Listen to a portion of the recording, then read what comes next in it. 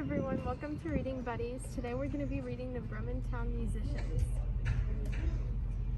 There was a man who owned a donkey which had carried his sacks to the mill industriously for many years, but whose strength had come to an end, so that poor beast grew more and more unfit for the work. The master determined to stop his food, but the donkey, discovering that there was no good intended to him, ran away and took the road to Bremen. There, thought he, I can turn town musician. When he had gone a little way, he found a hound lying on the road and panting, like one who was tired with running. "Hello, what are you panting so for? Worthy seize him?" asked the donkey. "Oh," said the dog, "just because I'm old and get weaker every day and cannot go out hunting, my master wanted to kill me, so I have taken leave of him. But how shall I gain my living now?" "I'll tell you what," said the donkey, "I'm going to Bremen to be town musician. Come with me and take music too. I will play the lute and you shall beat the drum." The dog liked this idea, and they traveled on. Soon they came upon a cat sitting by the road, making a face like 3 rainy days. "Now then, what has gone wrong with you,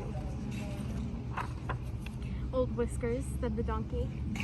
"Who can be merry when his neck is in danger?" answered the cat. "Because I am advanced in years and my teeth are blunt, and I like sitting before the fire and purring better than chasing the mice about. My mistress wanted to drown me. I have managed to escape, but good advice is scarce. Tell me where I shall go to."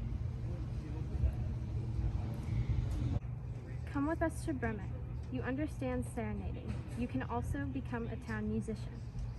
The cat thought it a capital idea and went with them. Soon after, the 3 runaways came to farmyard, and there sat a cock on the gate, crowing with might and main. "You crow loud enough to deafen one," said the donkey. "What is the matter with you?" "I prophesize fair weather," said the cock, "because it is our good mistress' washing day, and she wants to dry the clothes. But because tomorrow is Sunday and company is coming, the mistress has no pity on me and has told the cook to put me into the soup tomorrow, and I must have my head cut off. So now I am crowing with all my might as long as I can." "Oh, you old redhead," said the donkey, "you had better come with us. We are going to Bremen, where you will certainly find something better than having your head cut off. You have a good voice, and if we all make music together, it will be something striking." The cock liked the proposal, and they went on all 4 together. But they could not reach the city of Bremen in one day, and they came in the evening to a wood where they agreed to spend the night. The donkey and the dog laid themselves down under a great tree, but the cat and the cock went higher, the cock flying up to the topmost branch where he was safest. Before he went to sleep, he looked round towards all the 4 points of the compass, and he thought he saw a spark shining in the distance. He called to his companions that there must be a house not far off, for he could see a light. The donkey said, "Then we must rise and go to it, for lodgings here are very bad." The dog said, "Yes, a few bones with a little flesh on them would do me good." So they took the road in the direction where the light was, till they came to a brilliantly illuminated robber's house. The donkey, being the biggest, got up at the window and looked in. "What do you see, Greybeard?" said the cock. "What do I see?" answered the donkey. "A table covered with beautiful food and drink, and robbers are sitting round it and enjoying themselves." "That would do nicely for us," said the cock. "Yes, indeed, if we were only there," replied the donkey. The animals then consulted together how they should manage to drive out the robbers, till at last they settled on a plan. The donkey was to place himself with his 4 feet on the windowsill, the dog to climb on the donkey's back, and the cat on the dog's, and lastly the cock was to fly up and perch himself on the cat's head. When that was done, at a signal they began their music all together. The donkey brayed, the dog barked, the cat mewed, and the cock crowed, and with one great smash they dashed through the window into the room so that the glass clattered down. The robbers jumped at the dreadful noise, thinking that nothing less than a ghost was coming in, and ran away into the wood in a great fright.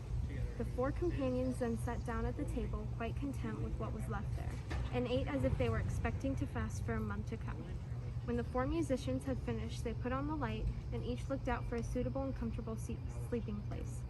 The donkey lay down in the shed, the dog behind the door, the cat on the hearth near the warm ashes, and the cock set himself on the hen roost as they were all tired with their long journey. They soon went to sleep. Shortly after midnight, as the robbers in the distance could see that no more lights were burning in the house, and as all seemed quiet, the captain said, "We ought not to have let ourselves be scared so easily," and sent one of them to examine the house. The messenger found everything quiet, went into the kitchen to light a candle, and thinking the cat's shining fiery eyes were live coals, he held a match to them to light it. But the cat did not understand the joke, flew in his face, spat at him, and scratched. He was dreadfully frightened, ran away, and was going out of the back door when the dog, who was lying there, jumped up and bit him in the leg. As he ran through the yard past the shed, the donkey gave him a good kick with his hind foot, and the cock, being awakened, made quite lively by the noise, called out from the hen roost, "Cock-a-doodle-doo." The robber ran as hard as he could back to the captain and cried, "In the house sits a horrid old witch who flew at me and scratched my face with her long fingers, and by the door stands a man with a knife who stabbed me in the leg. And the shed lies a black monster who hit me with a club, and up on the roof there sits the judge who called out, 'Catch the thief, oh do.' So I made my best way off. From that time the robbers never trusted themselves again in the house. But the four musicians liked it so well that they could not make up their minds to leave it, and they spent the remainder of their days there."